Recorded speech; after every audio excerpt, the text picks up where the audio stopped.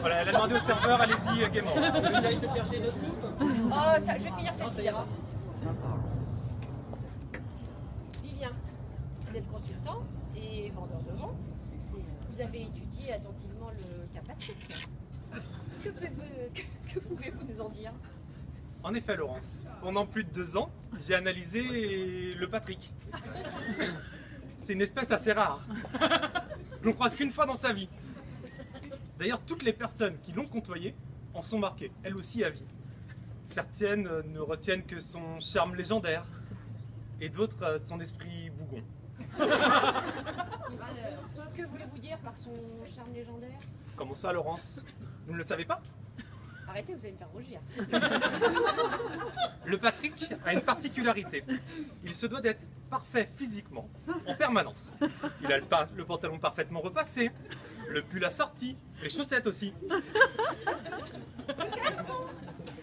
Et comme il est nécessaire qu'il soit toujours nickel, il se balade avec un miroir. Oui, vous avez bien compris. Où qu'il soit, il faut qu'il se regarde. Pour être sûr de l'image qu'il renvoie d'ailleurs. Il a un miroir aussi grand que lui qu'il balade partout.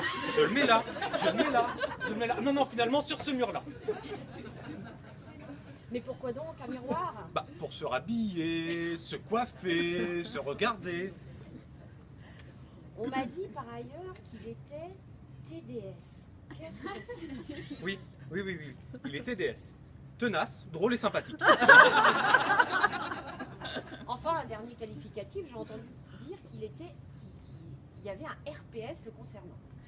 Oui, il y a un RPS et ça c'est une histoire assez longue. Quand je suis arrivé il y a 2 ans, au début de mon étude, j'ai tout de suite cerné ce RPS.